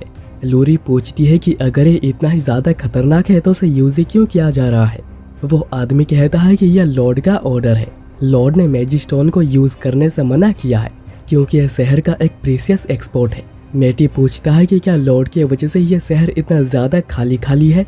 वो आदमी कहता है कि डंजिन में एक पावरफुल मॉन्स्टर अपियर हुआ है, जिसे मारने के लिए लॉर्ड ने बहुतों को भेज दिया है, जिनके पास कोई एक्सपीरियंस नहीं है उनको भी। अब इसके बाद मैटी कहता है कि नौसिखियों को भेजना मॉन्स्टर को मारने के लिए यह कुछ ज्यादा ही बड़ी बेवकूफ़ी है और यहाँ के हथियार भी कुछ ज्यादा ही लो क्वालिटी के हैं। लूरी पूछती है तो अभी हम लोग क्या करेंगे, तो मैटी कहता है पहले गिल्ड जाएंगे ताकि हमें डंजिन के लिए परमिट मिल सके। पर रिसेप्शनिस्ट एडवाइस करती है कि ना ही जाओ क्योंकि इसके लिए परमिट लॉर्ड इशू करते हैं और जब तक तुम लोग यहाँ पर रहोगे लॉर्ड जो भी कहेंगे तुम लोगों को करना होगा, जैसे कि डंजिन को एक्सप्लोर करना, मॉन्स्टर्स को मारना और भी बहुत कुछ, और तुम लोग इसे बिल्कुल भी मना नहीं कर सकते। और ऐसी जितने भी मिशंस हुई है उसमें कुछ न कुछ कैजुअलिटीज हुई है। मैटी बाकियों से पूछता है कि क्या करना है, तो बाकी सब बहुत ही ज्यादा एक्साइटेड थे। तब वहाँ पर बैठे दो आदमी कहते हैं कि तुम बच्चे क्या करोगे जबकि हम बड़े जाकर कुछ भी नहीं कर पाए। पर मैटी अप्लाई कर देता है। तब एक लड़की आकर बताती है कि मॉन्स्टर अटैक से बहुत सी इंजरीज हुई है तो उन्हें कुछ हीलर्स चाहिए होंगे, पर जितने भी एडवेंचरस थे वो सभी अभी डंजिन में है। मैटी तब कहता है कि मैं मदद कर सकता हूँ और मैटी पहुंचकर देखता है कि कैजुअलिटीज बहुत ही ज्यादा हुई है और यहाँ पर हीलर्स बहुत ही कम है। मैटी पूछता है कि ऐसा क्यों, तो वो लड़की कहती है कि ऐसा इसलिए क्योंकि लॉर्ड को लगता है कि हीलर्स बिल्कुल यूजलेस हैं, इसलिए ही उन्हें निकाल दिया गया है। अब मैटी सबके लाइफ एनर्जी को डिटेक्ट करता है और जिसकी कंडीशन सबसे ज्यादा खराब है उन्हें पहले ट्रीट करने का डिसाइड करता है और बाकियों को कहता है कि मैंने जिन स्पेल्स को लिखी है उन्हें कास्ट करो। पर तभी वहाँ पर शहर के मेन हीलर आ जाते हैं और मैटी को कहते हैं कि रुको, ये कोई बच्चों का खेल नहीं है। मैटी पूछता है कि क्या आप सभी को बचा सकते हैं, तो वो कहते हैं कि नहीं, हम जितनी हो सके उन्हें बचाने की कोशिश करेंगे। तो मैटी कहता है कि मुझे देखो, और वो एक आदमी को देखते ही देखते हिल कर देता है, जिससे कि वो सभी बड़े ही हैरान हुए थे।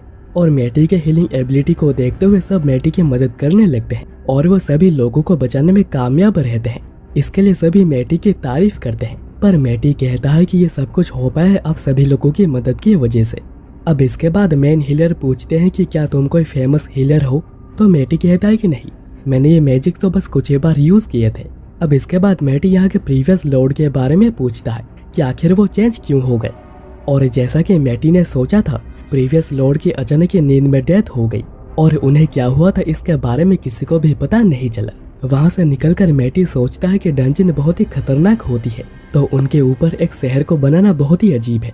पर क्योंकि अभी डीमंस बहुत ही बढ़ गए हैं, तो ये काम डीमंस का हो सकता है जिन्होंने पहले प्रीवियस लॉर्ड को मारा, और हो सकता है कि अभी का लॉर्ड भी एक डीमन हो। अब रात को होटल में मैटी एडवर्ड को लेटर लिखता है, जिसको कि वो सीक्रेट बॉक्स में भेज देगा, ताकि रियल लेटर के बारे में किसी को भी पता ना चले। आल्मा कहती है कि इससे अच्छा होता है कि तुम खुद ही चले जाते, पर मैटी कहता है कि पहले मैं डंजिन में चेक करना चाहता हूँ कि आखिर अंदर कौन सा मॉन्स्टर है। अब रात को आल्मा और आयरिस सो गए थे, पर लूरी और मैटी को बिल्कुल भी नींद नहीं आ रही थी। दोनों एक ही बात सोच रहे थे कि हम दोनों पहली बार एक ही कमरे में रह रहे हैं, और लास्ट में दोनों इतना ज्यादा शर्मा रहे होते हैं कि वो लोग सो ही नहीं पाते। अब इसके बाद चारों डंजिन में एंटर करते हैं और एक ही झटके में मॉन्स्टर को मारकर गिल्ड पहुंचते हैं। पर बस हड्डियां ही बच पाई थी, क्योंकि आयरिस अपने पावर पर कंट्रोल नहीं कर पाई। रिसेप्शनिस्ट पूछती है कि क्या इस मॉन्स्टर को तुम लोगों ने मारा है? मैटी कहता है कि यह काम इन तीनों ने किया है, मैंने तो कुछ भी नहीं किया। रिसेप्शनिस्ट कहती है कि इसके बहुत पैसे मिलेंगे, पर इसके लिए मुझे लॉर्ड को एक लेटर लिखना होगा। और वो लेटर में लिखती है कि टीम बहुत ही ज्यादा इंटरेस्टिंग है, इसमें 3 लड़कियां हैं जो कि बिल्कुल बीस्ट है, और जो लड़का है वो एक हीलर है, और ये सब कुछ मैटी स्पेल का यूज करके देख लेता है। मैटी फिर कहता है कि हमें बाकी के तो पैसे मिल जाएंगे ना, क्योंकि उन्हें डंजिन में और भी बहुत कुछ मिला है। अब रात को ये लेटर लॉर्ड को मिलती है, जो पढ़कर वो कहता है कि ये बहुत ही इंटरेस्टिंग है। वहीं पर आज चारों मिलकर पार्टी कर रहे होते हैं, पर मैटी नोटिस कर चुका था कि लॉर्ड के लोग उनके ऊपर नजर रखना चालू कर चुके हैं, और वो भी बिल्कुल ऐसा ही चाहता था।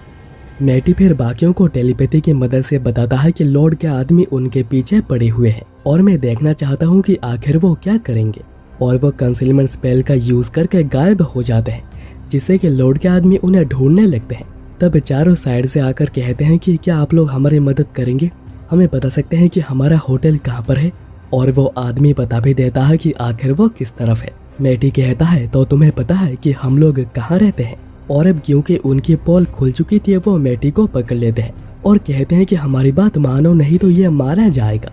और हमें पता है कि यही सबसे कमजोर है, क्योंकि ये एक हीलर है, क्यों है ना। और आल्मा के पूछने पर वो बताते हैं कि उन्हें लॉर्ड के लिए काम करना होगा, नहीं तो यहाँ पर मैटी मारा जाएगा। मैटी तब आयरिस को कहता है कि क्या तुम इन्हें बिना किसी हथियार के संभाल सकती हो। इससे वो सभी हंसने लगते हैं, पर आयरिस के ताकत को देख उनकी पूरी फट जाती है। और अभी उन्हें डाउन करने के बाद मैटी उनके ऊपर ट्रैकिंग स्पेल और डीमन डिटेक्टिंग स्पेल का यूज करता है, ताकि अगर कोई डीमन इन्वॉल्व हो तो उन्हें इसके बारे में पता चल जाए। अब अगले दिन उन्हें किंग से मैसेज मिलता है कि उनसे कोई मिलने आएगा, इसलिए चारों उसी लोकेशन पर जाते हैं जहाँ पर कि उन्हें एक मिलता है, जो बताता है कि किंग ने ही उसे भेजा है। और किंग ने मैसेज दी है कि वो तुरंत ही मेल्किया के लॉर्ड डोकेल को गिरफ्तार कर ले, और अगर मैटी चाहता है तो वो भी कर सकता है आई के सुपरविजन में। मैटी तीनों से पूछकर कहता है कि हम उसे गिरफ्तार करेंगे, और मुझे पता है कि वो कहाँ पर है, क्योंकि मैंने ट्रैकिंग स्पेल का यूज किया है। एक कहता है पर वहाँ पर तो सिक्योरिटी बहुत ही ज्यादा टाइट होगी, तो क्या मैं नाइट से हेल्प मांग लूँ। पर मैटी कहता है कि इतना तो हम लोग खुद ही कर लेंगे। अब लॉर्ड के मैनर पहुंचकर वो देखते हैं कि मैनर पूरा ही बंद है और बाहर कोई गार्ड भी खड़ा नहीं हुआ। पर मैटी सेंस करता है कि सभी लोग अंदर है, जो कि बिल्कुल उनके लिए तैयार है, क्योंकि किसी वजह से उन्हें इसके बारे में पहले ही पता चल चुका है। इसलिए एक कहता है कि हम लोगों को प्लान में चेंजेस करने होंगे, पर मैटी कहता है कि नहीं, हम लोग सीधे ही अंदर जाएंगे। अब अंदर आते ही लॉर्ड के लोगों को लगता है कि ये फंस गए, और वो सभी उन पर हमला कर देते हैं, जिन्हें की लूरी बहुत ही इजीली ब्लॉक कर देती है। और मैटी इलेक्ट्रिक शॉक देकर सभी को एक ही बारी में डाउन कर देता है, और एक समझ पाता है कि आखिर किंग मैटी पर इतना ज्यादा भरोसा क्यों कर रहे थे। अब इसके बाद मैप के हिसाब से लॉर्ड सेकंड फ्लोर में होना चाहिए, पर मैटी सेंस करके कहता है कि ऊपर तो कोई है ही नहीं, लॉर्ड तो अभी बेसमेंट में है। और मैटी बेसमेंट तक जाने का रास्ता भी ढूंढ लेता है। वहीं पर लॉर्ड सोच रहा था कि ऊपर सब कुछ शांत हो गया, लगता है कि वो फालतू बच्चे मर गए होंगे। पर लॉर्ड सेफ्टी के लिए जाकर चेक करने को कहता है। पर इतने में मैटी वहां पर एंटर करता है। लॉर्ड कहता है तुम यहाँ पर कैसे, और बाकी सब कहाँ पर है? मैटी कहता है कि चलो तुम लोग भी अंदर आ जाओ। पर लॉर्ड तभी साइड में छुपे हुए आदमियों से हमला करवाता है, ये सोचकर कि ये लल्लू तो एक हीलर है। पर मैटी की ताकत को देख उसकी फटी की फटी रह जाती है और वो कहता है कि पर तुम तो एक पार्टी हीलर थे ना। अब एक किंग का भेजा हुआ फरमान लॉर्ड को दिखाता है और बताता है कि उसके सुपरविजन में मैटी उसे गिरफ्तार करेगा। पर लॉर्ड कहता है कि मैं एक बच्चे से नहीं हारूंगा और अगर मुझे कुछ होता है तो ये शहर बिल्कुल तबाह हो जाएगा। मैटी तब उसे बेहोश कर देता है और कहता है कि इसे इंटरोगेट करने पर तुम्हें बहुत कुछ पता चल सकता है। अब एक वापस चला जाता है पर मैटी यहीं पर रुकता है कुछ पता लगाने कि आखिर लॉर्ड को कैसे पता चला कि आखिर वो लोग यहाँ पर आएंगे। और मैटी को वहीं पर एक लेटर मिलती है जिसमें कि एक के बारे में और उनके आने के बारे में सब कुछ लिखा हुआ था और उसके मैजिक ट्रेसेस के हिसाब से ये किसी डीमन का ही काम है, मतलब कि शहर के डंजिन में कुछ तो गड़बड़ है। लूरी कहती है कि क्या वो मैजिस्टोन्स के पीछे पड़े हैं, पर मैटी कहता है कि नहीं, डेमन शहर के ड्रैगन वैन के पीछे है जो कि कैपिटल वाले से बहुत ही बड़ा है और अगर इसमें स्पेल इन्फ्यूज्ड की जाती है तो इससे एक वर्ल्ड वाइड कैलामिटी भी आ सकती है। इतने में उन्हें एक अर्थक्वेक महसूस होता है जो कि एक मॉन्स्टर्स के होड़ का है जो कि उनके तरफ ही आ रही है और ये सब कुछ ड्रैगन वैन के छेड़छाड़ की वजह से ही हो रहा है। और लॉर्ड भी इसी के बारे में ही बात कर रहा था कि अगर उसे कुछ भी हो जाता है तो पूरा शहर तबाह हो जाएगा। पर अभी इसे रोकने के लिए उनके पास 2 घंटे का समय है क्योंकि मॉन्स्टर्स को यहाँ पर पहुँचने में 2 घंटे लग जाएंगे। अभी डंजिन पहुँचने के बाद उन्हें कोई भी डीमन नहीं दिखता। मैटी कहता है कि डीमन जरूर नीचे वाले फ्लोर्स में चले गए होंगे ट्रैप्स को सेट करने। इसके बाद उन्हें फाइनली ड्रैगन वैन मिल जाती है जिसके साथ टेम्परिंग हो रही थी, पर इसे रिवर्स किया जा सकता है जो कि करेगी लूरी और उसे यहाँ पर मॉन्स्टर से प्रोटेक्ट करेंगे आयरिस और आल्मा, जबकि मैटी जाएगा नीचे डीमंस को खत्म करने। पर वो कम्युनिकेशन स्पेल की मदद से डंजिन में कहीं से भी रहकर एक दूसरे के साथ बातें कर सकते हैं। अब इसके बाद लूरी रिस्टोर करना शुरू करती है, पर उसे केयरफुल रहना होगा नहीं तो ब्लास्ट से पूरा शहर ही उड़ सकता है। वहीं पर मैटी भी डीमंस को ढूंढते हुए नीचे जा रहा था और फाइनली उसे डीमन मिल ही जाता है जो कि कोई स्पेल कास्ट कर रहा था।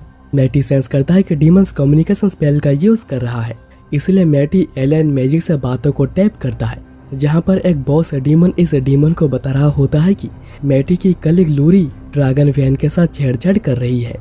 उसके कास्टिंग लेवल तो लो है पर वो काफी ज्यादा स्किल्ड है, तो इसलिए जल्दी से पहले मैटी का खेल खत्म कर और उसके बाद लूरी का। पर मैटी को बिल्कुल भी अंडर एस्टिमेट मत करना। मैटी समझ पाता है कि वो डीमन इसका बॉस है जिसे कि कास्टिंग और ड्रैगन वैन्स के बारे में बहुत जानकारी है और मैटी खुश भी हो जाता है क्योंकि फाइनली उसे डिसेंट फाइट मिलेगी। पर उसे पहले इस डीमन को मारना होगा जिसके लिए मैटी पहले हमला करता है, पर डीमन इसे ब्लास्ट के साथ ब्लॉक और काउंटर कर देता है और कहता है तुम्हें लगा तो मुझे ऐसे हमलों से मार सकते हो। बॉस डीमन कहता है कि जल्दी से मैटी को खत्म करो क्योंकि अगर ये बैटल लंबी चलती है तो जीत उसकी ही होगी। मैटी ये सब सुनने के बाद लूरी को कास्टिंग सर्कल 14 और 17 रेडी करने को कहता है। यहाँ पर डीमन बड़ा ही कॉन्फिडेंट था कि मैटी कुछ भी कर नहीं पाएगा और वह लगातार हमला करने लगता है जिन्हें कि मैटी डॉज कर देता है।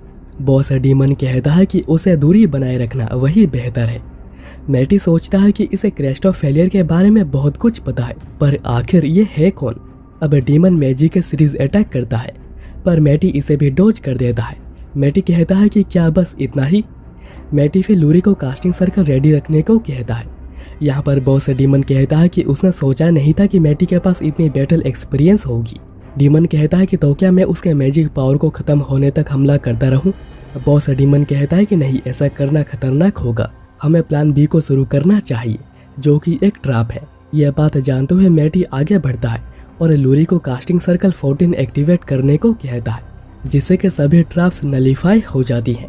अब डीमन पूरा हक्का पक्का रह गया था और फिर कास्टिंग सर्कल 17 को एक्टिवेट करते ही सभी कम्युनिकेशन कट हो जाती है और डीमन समझ नहीं पाता है कि वो क्या करेगा, पर अभी भी उसके पास बैरियर है। मैटी उसके बाद लगातार ही हमला करने लगता है पर बैरियर हर हमले को रोक रहा था। पर मैटी तभी अचानक से हमला करता है और बैरियर काउंटर नहीं कर पाता, क्योंकि मैटी समझ पाया था कि काउंटर के बाद हाफ सेकंड लगते हैं उसे दूसरा काउंटर करने में, तो इसके बीच के हमले को बैरियर काउंटर नहीं कर सकता और अभी मैटी बैरियर को तोड़ देता है। तब बॉस डीमन फिर से कांटेक्ट बिठा लेता है और जब उसे पता चलता है कि मैटी ने बैरियर को तोड़ दिया है, उसे डाउट होने लगता है कि कहीं ये मैटी गायस का रीइंकार्नेशन तो नहीं। पर बॉस डीमन कहता है कि नहीं, अगर ये गायस होता तो अभी तक तुम मर चुके होते। मैटी सोचता है कि उसे मेरे पास्ट लाइफ के बारे में भी पता है, तो जरूर ये डीमन बहुत ही ज्यादा ओल्ड होगा, पर आखिर ये है कौन। यहाँ पर बॉस डीमन को डिस्फॉर्चून स्पेल का यूज करने को कहता है, क्योंकि ये आखिरी रास्ता बचा है, और डीमन ठीक ऐसा ही करके हमला करने लगता है। पर मैटी इन्हें बड़े ही इजीली डॉज कर देता है और वो एक ही साथ 5 स्पेल को कास्ट करके उसके ऊपर हमला करके उसे मार देता है। और वहीं पर लूरीफियर ड्रैगन वेन को रिस्टोर कर चुकी थी, जिसकी वजह से सभी मॉन्स्टर्स गायब होने लगते हैं, और शहर के ऊपर से एक बड़ा खतरा टल जाता है। पर मैटी अभी कहता है कि मुझे ढूंढना होगा कि आखिर ये ऑर्डर्स दे कौन रहा था। मैटी इसके लिए मैजिक सिग्नल को ट्रेस करने लगता है और लूरी को कहता है कि वैन को ठीक करो। तब बॉस डीमन मैटी और लूरी के कम्युनिकेशन को टैप करता है और कहता है कि कोशिश भी मत करो, क्योंकि तुम मुझे कभी भी ट्रेस नहीं कर पाओगे। क्या तुम्हें पता है कि मैं कहाँ पर हूँ? मैटी ट्रेस करने की कोशिश करता है और उसे बहुत दूर एलिनिया टाउन दिखाई देता है, पर मैटी कहता है कि मुझे पता है कि सब कुछ एक झूठ है, तुम वहाँ पर नहीं हो। बॉस डीमन कहता है कि अगर तुम फंस जाते तो बहुत ही मजा आता, पर मैटी कहता है कि तैयार हो जाओ, क्योंकि हम लोग जल्दी फाइट करेंगे। बॉस डीमन कहता है कि उसके लिए तुम्हें मुझे पहले ढूंढना होगा, और ये कहकर वो कम्युनिकेशन कट कर देता है। और मैटी कहता है कि डीमन डेफिनेटली एक और ही लेवल पर है, फाइनली अभी मुझे मजा आएगा। अब आगे मैटी अपने टीम को बता रहा होता है कि अभी उनका नेक्स्ट टारगेट है ये बॉस डीमन कौन है ये पता लगाना। मैटी कहता है कि बॉस डीमन ने जब मुझे कांटेक्ट किया था, मुझे कुछ मैजिक सिग्नेचर्स मिली थी, जिसे मैंने इस मैजिक स्टोन में कैप्चर कर लिया है, और इसे एक डिवाइस में डालने से उन्हें बॉस की पिन पॉइंट लोकेशन मिल सकती है। लूरी कहती है पर मैंने कभी ऐसे किसी डिवाइस के बारे में नहीं सुना। तो मैटी कहता है कि यह हजारों साल पुरानी डिवाइस है, पर मैटी यह बात नहीं बताता कि मैटी ने यह डिवाइस क्रिएट की है। अब आल्मा के पूछने पर मैटी बताता है कि यह डिवाइस अभी रेडिनिया अलायंस में है, तो उन्हें किंग की हेल्प चाहिए होगी स्मूथली बॉर्डर को क्रॉस करने में, इसलिए उन्हें पहले प्रिंसिपल एडवर्ड से बात करनी होगी। तो अभी बारी है कैपिटल के सेकंड एकेडमी जाने की। अगले सीन में चारों सेकंड एकेडमी पहुंचकर देखते हैं कि एकेडमी पूरी अंडर कंस्ट्रक्शन जा चुकी है। फिर उनकी मुलाकात एडवर्ड से होती है, जो उन्हें बताते हैं कि पूरे एकेडमी को रीबिल्ड करके और भी स्ट्रॉन्ग बनाया जा रहा है, ताकि एकेडमी डीमंस के अटैक्स को सह सके। लूरी पूछती है तो फिर क्लासेस कहाँ पर हो रही है? एडवर्ड कहते हैं कि फर्स्ट एकेडमी में, और फर्स्ट एकेडमी के स्टूडेंट्स भी यहाँ पर उनकी मदद करने आते हैं। अब आगे की बात एडवर्ड के केबिन में होती है, जहाँ मैटी बताता है कि मेल्किया में जो कुछ भी हो रहा था उसके पीछे एक बॉस डीमन है, और उसे ढूंढने के लिए उन्हें रेडिनिया अलायंस से जाना होगा, जो कि एलाइड नेशंस का एक ग्रुप है, पर उसमें सभी देश बिल्कुल भी फ्रेंडली नहीं है। एडवर्ड कहते हैं कि वो किंग से बात करेंगे और रेडिनिया अलायंस के गिल्ड से भी वो मदद मांगने की कोशिश करेंगे, पर जब तक वो चारों यहाँ पर हैं, मैटी कहता है कि हम लोग भी कंस्ट्रक्शन में मदद करेंगे। अब कुछ देर बाद एडवर्ड मैटी को किंग से मिला वाउचर हैंड ओवर करते हैं, जिससे कि मैटी स्मूथली बॉर्डर क्रॉस कर सकता है। अब लूरी और आल्मा बहुत ही एक्साइटेड हो रहे थे, क्योंकि पहली बार दोनों एस किंगडम से बाहर जा रहे हैं। इसके बाद बॉर्डर क्रॉस करने के बाद मैटी कहता है कि मेन प्रॉब्लम तो अभी शुरू होगी, क्योंकि उन्हें जो डिवाइस चाहिए वो एक रेस्ट्रिक्टेड एरिया में है, जिसके मैजिकल सिग्नेचर इतनी हाई है कि मैजिकल कैलामिटी कभी भी हो सकती है, और इस रेस्ट्रिक्टेड एरिया में जाने के लिए उन्हें टेस्ट देकर रैंक ए एडवेंचरर बनना होगा, और यह होगा रेडिनिया अलायंस के गिल्ड में। पर आल्मा और लूरी कहते हैं कि इन टेस्ट को देने में तो बहुत समय लग जाएगा। मैटी कहता है कि अगर हमें सारे टेस्ट देने के लिए फोर्स किया जाता है तो हम लोग आयरिस को ड्रैगन बनाकर उसे डिस्ट्रैक्शन की तरह यूज करेंगे, और हम लोग इसी का फायदा उठाकर आगे निकल जाएंगे। अब शहर पहुंचकर चारों सबसे पहले गिल्ड जाते हैं, जहां पर उन्हें पता चलता है कि किंग ने ऑलरेडी बात कर ली है और गिल्ड भी मदद करने को तैयार हो गया है, पर फिर भी रेस्ट्रिक्टेड जोन में जाने के लिए उन्हें रैंक ए तो चाहिए होगी। मैटी कहता है पर हमारे पास इतना समय नहीं है, इसलिए ब्रांच चीफ कहते हैं कि मैं तुम्हारी इतनी मदद कर सकता हूं कि तुम डायरेक्ट यहाँ पर रैंक ए का टेस्ट दे सकते हो, जो कि होगा एक मॉक बैटल, और जिसके साथ बैटल होगी वो यहाँ पर जल्दी ही आ जाएगा। और इतने में वो आ भी जाता है जिसका नाम है गिलुआस। पर ओरिजिनली यहाँ पर कोई और ही आने वाला था, पर गिलुआस बताता है कि उसके पेट में दर्द होने की वजह से वो डर के भाग गया। यहाँ पर मैटी को गिलुआस से बहुत ही स्ट्रॉन्ग मैजिकल सिग्नेचर्स मिल रही थी, बिल्कुल एक डीमन के जैसी। पर मैटी ये भी जानता है कि गिलुआस एक इंसान ही है। मैटी फिर पूछता है कि आखिर ये है कौन। ब्रांच चीफ बताते हैं कि गिलुआस एक एस रैंक एडवेंचरर है जो कि हमेशा ही फाइट के बारे में सोचता रहता है, और वो कभी कोई फाइट हारा ही नहीं। और उसने जितनों का भी टेस्ट लिया है वो सभी फेल हो गए हैं, क्योंकि उसने फाइट के पहले ही उन सभी को फेल कर दिया है। गिलुआस तब कहता है कि क्योंकि वो सभी के सभी बिल्कुल बकवास थे, मैं बस ताकतवर लोगों से फाइट करता हूँ। मैटी कहता है कि चलो ठीक है, फाइट को शुरू करते हैं। अब मैदान पहुंचते ही गिलुआस कहता है कि लूरी, आल्मा और आयरिस, तुम तीनों चलो घर वापस जाओ। मैं यहाँ पर बस मैटी के साथ ही फाइट करना चाहता हूँ। मैंने तुम्हारे बारे में बहुत सुना है, तुम एस किंगडम के डीमन स्लेयर हो, क्यों है ना। और मैटी समझ पाता है कि गिलुआस स्टार्टिंग से ही उसी से ही फाइट करना चाह रहा था। अभी फाइनली बैटल शुरू होने वाली होती है, और बैटल खत्म होगी जब कोई नॉकआउट हो जाएगा या फिर कोई गिव अप कर देगा। गिलुआस कहता है कि मैं कोई भी मैजिक का यूज नहीं करूंगा, पर अगर तुम चाहते हो तो तुम कर सकते हो। पर मैटी सोच रहा था उसके पास इतनी मैजिकल पावर है तो वो भी मेरे जैसा स्पेल कास्टर होना चाहिए। हे, क्या तुम खुद को होल्ड बैक कर रहे हो। गिलुआस कहता है कि फालतू मत बको, मैं बस कभी मैजिक का यूज नहीं करता हूँ, मैं बस इसी स्वॉर्ड को ही यूज करता हूँ। पर तभी गिलुआस फिजिक एन्चेंटमेंट स्पेल का यूज करता है, जिसे कि मैटी भी सेंस करता है। पर ऐसा भी नहीं लग रहा है कि गिलुआस झूठ कह रहा है। खैर, इसी के साथ ही बैटल शुरू होती है, और मैटी समझ जाता है कि गिलुआस स्पेल का यूज कर रहा है, पर उसे बस इसके बारे में पता नहीं, यानी वो इंस्टिंक्टिवली स्पेल को कास्ट कर रहा है। पर ज्यादातर इंसान अनजाने में स्पेल को कास्ट नहीं कर सकते, पर गिलुआस ये काम कर रहा है और बहुत ही अच्छे से भी कर रहा है। और जैसे जैसे बैटल चलती है दोनों बिल्कुल बराबर पर आ जाते हैं। गिलुआस तब कहता है कि कहीं तुम खुद को होल्ड बैक तो नहीं कर रहे। मैटी कहता है कि तुम सही कह रहे हो, पर अगर तुम देखना चाहते हो कि मैं क्या कर सकता हूँ, चलो मैं तुम्हें दिखाता हूँ। और मैटी आगे बढ़कर हमला करता है, जिसे गिलुआस रोक देता है, क्योंकि उसकी मैजिक पावर फाइट करते समय बढ़ती जा रही है। गिलुआस तब कहता है कि यह पहली बार है जब फाइट करते समय मेरा दिल जोरों से धड़क रहा है। और मैटी समझ जाता है कि यही रीजन है जिस वजह से गिलुआस इम्प्रूव करे जा रहा है। अब गिलुआस आगे बढ़ता है और मैटी के अटैक को बिल्कुल कॉपी करके यूज करता है, जिसे कि गिलुआस ने अभी अभी बस एक ही बार देखा है। इस हमले के बाद गिलुआस को लगता है कि उसने मैटी को हरा दिया है, पर ऐसा नहीं था। मैटी कहता है कि तुम्हारी फाइटिंग स्टाइल बहुत ही अच्छी है, लेकिन तुम्हारी कास्टिंग स्ट्रेंथ अभी बिल्कुल सफिशिएंट नहीं है। गिलुआस कहता है कि ये क्या कह रहे हो। मैटी तब आगे बढ़कर हमला करता है और गिलुआस को बहुत ही इजीली हरा देता है, और यहाँ पर ही जीत होती है मैटी की। गिलुआस कहता है कि ये पहली बार है जब मैं किसी से हार गया, पर मैटी कहता है कि तुम्हारे स्किल्स बहुत ही बढ़िया है। गिलुआस फिर पूछता है कि मैं तुम्हारी तरह इतना ताकतवर कैसा हो सकता हूँ। तो मैटी उसे अपना लिखा हुआ एक बुक देता है, जिसमें कि स्पेल्स और कास्टिंग्स के बारे में बहुत कुछ लिखा है। अगर गिलुआस इसे अच्छे से पढ़ता है तो वह मैटी को भी सरपास कर सकता है।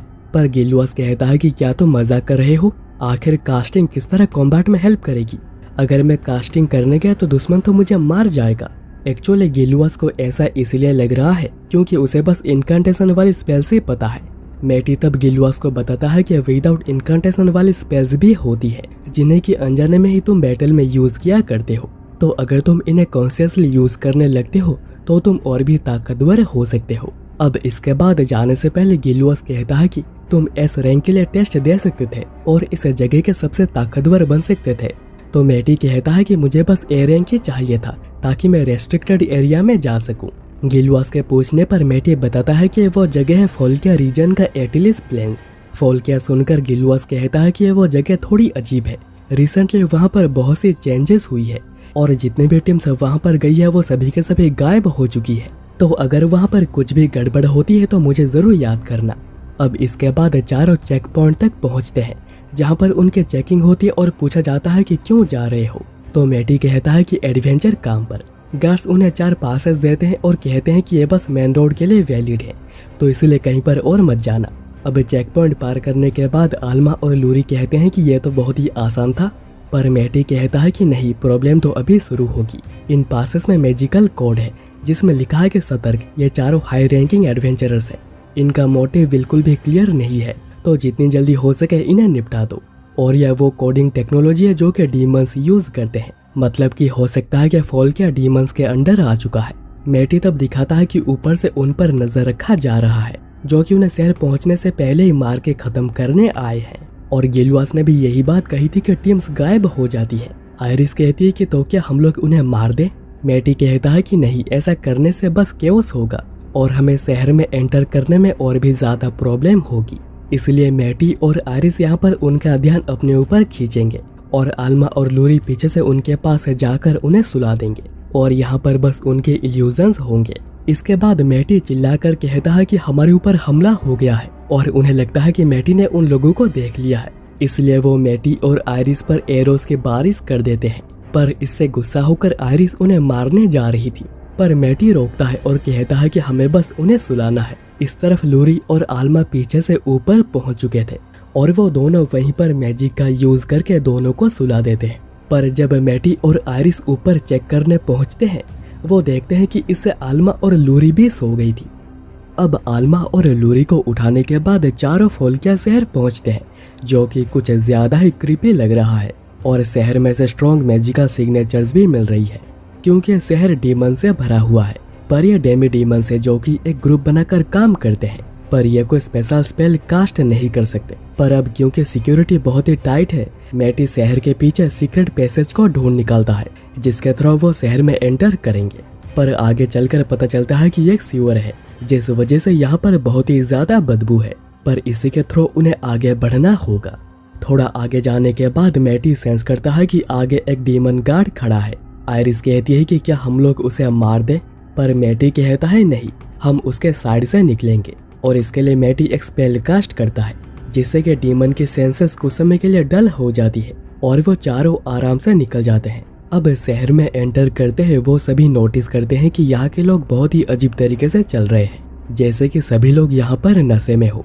इसे चेक करने के लिए मैटी एक आदमी को पकड़ता है और पता चलता है कि सभी लोगों के ऊपर यहाँ पर थॉट पैरालिसिस स्पेल का यूज किया गया है। इसी वजह से सभी लोग यहाँ पर ऐसे एक्ट कर रहे हैं। अब शहर में घूमते हुए उन्हें एक फैक्ट्री मिलती है, जिसका गेट में डीमन थॉट पैरालिसिस स्पेल को कास्ट करके लोगों को अंदर भेज रहा है।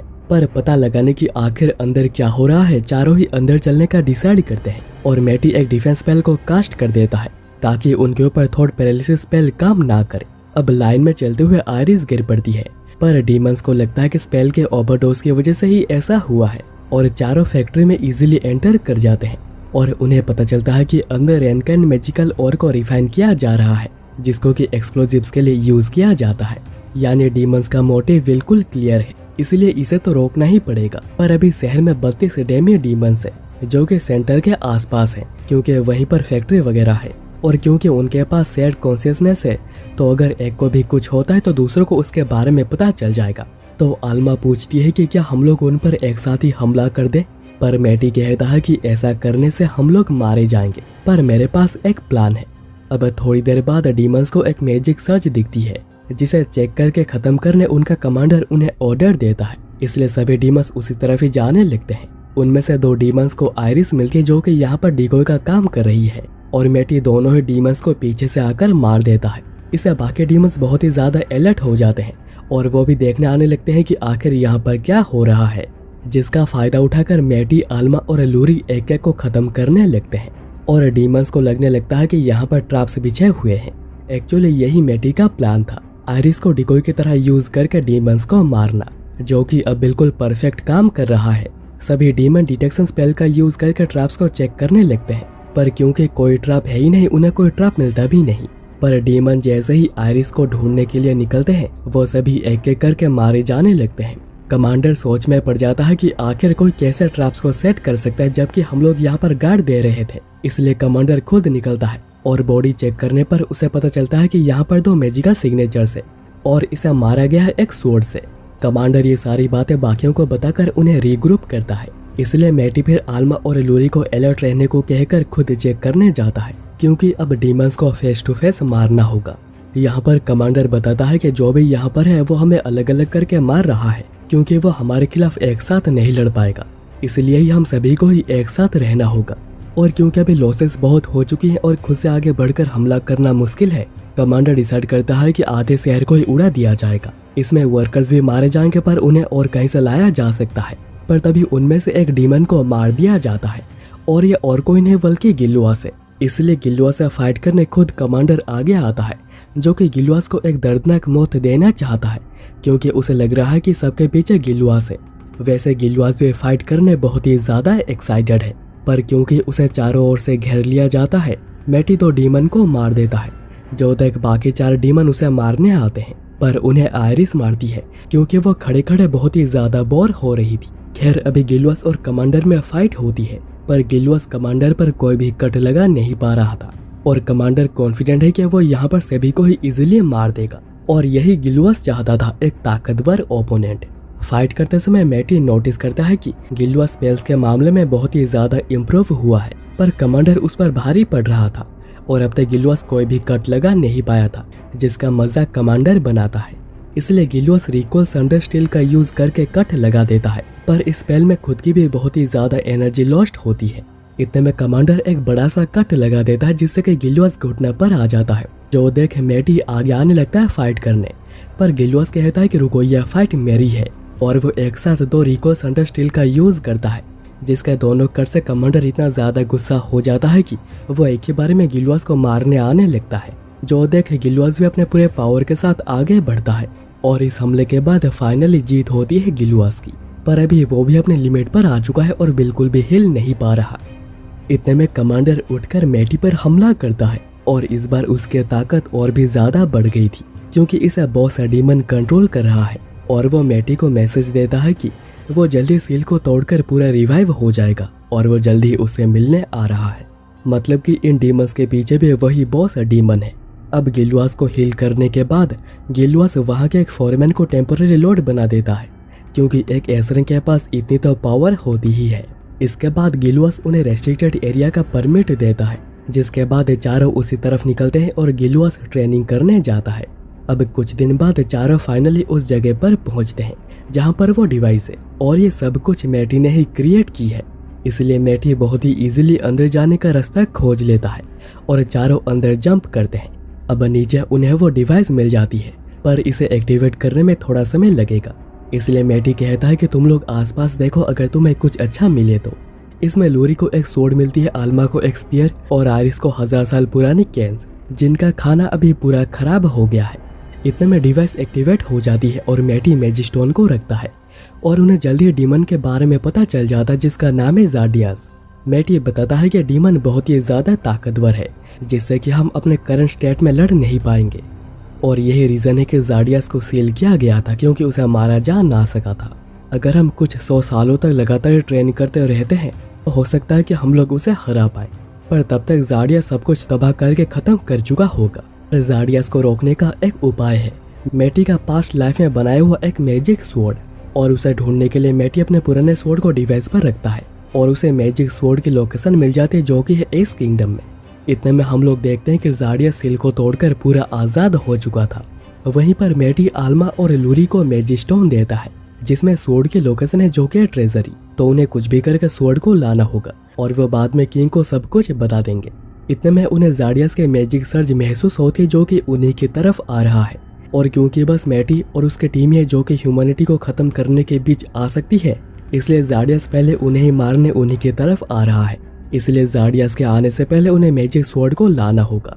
इसलिए ज़ार्डियस को रोकने आरिस और मैटी बाहर ही रुकेंगे और आल्मा और लूरी अंदर जाएंगे स्वॉर्ड को लेने, और दोनों ठीक ऐसा ही करते हैं और बाहर मैटी खुद को तैयार करता है ताकि वो पहले हमला कर सके।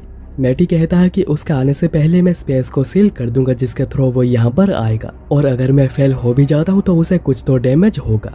पर जब स्पेस को सील करने की बारी आती है मैटी फेल हो जाता है, मतलब कि उन्हें भी ज़ार्डियस के साथ फाइट करके उसे रोकना होगा। इसलिए मैटी आरिस को ड्रैगन ब्रेथ का यूज करके पीछे हट जाने को कहता है क्योंकि आरिस ज़ार्डियस को संभाल नहीं पाएगी, पर ड्रैगन ब्रेथ से भी ज़ार्डियस को कुछ भी नहीं होता। ज़ार्डियस कहता है कि मैटी मैं तुम्हारा ही इंतजार कर रहा था। वहीं पर मैटी सोच रहा था कि उसे लगा नहीं था कि ड्रैगन ब्रेथ का कोई भी काम नहीं होगा। इतने में ज़ार्डियस स्वॉर्ड से उसके ऊपर हमला कर देता है जिससे कि मैटी डॉज कर देता है, पर हमला डायरेक्ट ही आरिस की ओर जा रहा था, तो उसे रोकने मैटी मल्टीलेयर बैरियर का यूज करता है जिससे कि मैटी बस हमले को थोड़ा सा ही स्लो कर पाता है और आरिस बाल बाल बच जाती है। इसके बाद ज़ाडियस डायरेक्ट ही हमला कर देता है जिससे कि मैटी ब्लॉक नहीं कर पाता, क्योंकि ज़ाडियस सबसे ज्यादा ताकतवर ही नहीं बहुत ही ज्यादा फास्ट भी है। वहीं पर आल्मा और लूरी ट्रेजरी पहुंच गए थे, पर परमिशन ना होने की वजह से गार्ड उन्हें अंदर जाने नहीं देता, इसलिए दोनों हमला करने का सोचते हैं। पर इतने में वहां पर किंग आकर उन्हें अंदर से जो भी कुछ लेना है उसे लेने का परमिशन दे देते हैं, क्योंकि उन्होंने मैटी को ज़ाडियस के साथ फाइट करता हुआ देख लिया है। दूसरी ओर मैटी बस हमलों को ही डॉज करे जा रहा था, पर हमले का जो प्रेशर होता है मैटी बस उसी से ही डैमेज हो जाता है। मतलब कि अगर मैटी बाय चांस किसी भी हमले को डॉज करने में नाकामयाब रहता है तो उसकी डेथ पक्की है, और मैटी ये भी जान चुका है कि उसके जीतने के चांसेस बहुत ही ज्यादा कम है। ज़ाडियस कहता है कि मैं बहुत ही डिसअपॉइंट हुआ हूँ, क्या दुनिया का सबसे स्ट्रॉन्गेस्ट बस इतना ही है? लगता है कि मुझे भी तुम्हें मार ही देना चाहिए। मैटी वहीं सोचता है कि ऐसा लग रहा है कि इस बैटल को जीतने के लिए मुझे अपनी जान तक दे देनी पड़ेगी। दूसरी ओर आल्मा और लूरी स्वॉर्ड को लेकर निकलते हैं, और यहाँ पर मैटी अभी स्ट्रगल कर रहा था। ज़ाडियस बताता है कि उसे सब कुछ पता है। मैटी उसे यहाँ पर रोककर अंदर तैयारी कर रहा है, और इस बैरियर की वजह से कोई दूसरा डीमन अंदर नहीं जा सकता है। पर उनका क्या, जो कि पहले से ही अंदर है। और अब हम लूरी और आल्मा के सामने डेसरिल को आता हुआ देखते हैं, जिसको कि ज़ाडियस ने रिवाइव कर दिया है। पर दोनों ही डेसरिल को बहुत ही इजीली मार देते हैं। पर इतने में वहाँ पर एसरिल आता है, जिसने कि 2 स्टूडेंट्स को पकड़ा हुआ था, और वो कहता है कि ये स्वॉर्ड और अपने हथियारों को सरेंडर कर दो, नहीं तो ये दोनों ही मारे जाएंगे। यहाँ पर ज़ाडियस अभी भी बैरियर के पीछे ही पड़ा हुआ था, जिसे कि मैटी बस किसी तरह रोक रहा था, पर वह ज्यादा कुछ कर नहीं पा रहा। ज़ाडियस कहता है कि ऐसा इसलिए हो रहा है क्योंकि तुम इन फालतू लोगों को बचाने के बारे में सोच रहे हो। उनके बारे में सोचना बंद कर दो और अपनी पूरी ताकत लगाओ। वहीं पर अब आल्मा और लूरी सरेंडर कर देते हैं, और मैटी यहाँ पर सोच रहा था कि अगर आल्मा और लूरी टाइम पर स्वॉर्ड को लेकर नहीं पहुँचते तो मैं कुछ भी कर नहीं पाऊंगा। मैटी एक बार को तो बचे हुए मैजिक पावर से खुद को रीइंकार्नेट करने के बारे में सोचता है, ताकि वो फिर से रीइंकार्नेट होने के बाद खुद को और भी ताकतवर करके ज़ाडियस को हराने के लिए आ सके। पर अगर वो ऐसा कुछ करता है तो यहाँ पर जो भी लोग हैं उन सभी की डेथ हो जाएगी, और ऐसा कुछ मैटी होने देना नहीं चाहता।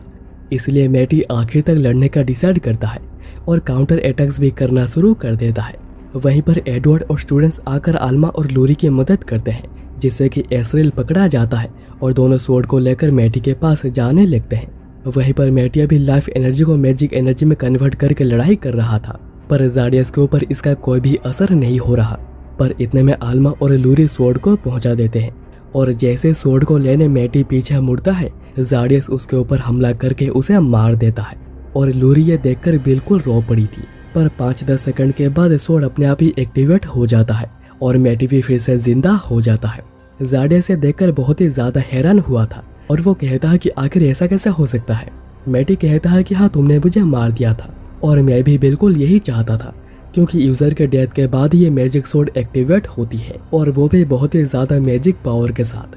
पर ज़ाडियस कहता है कि इसे कोई फर्क नहीं पड़ता, मुझे तुम्हें बस एक बार और मारना होगा।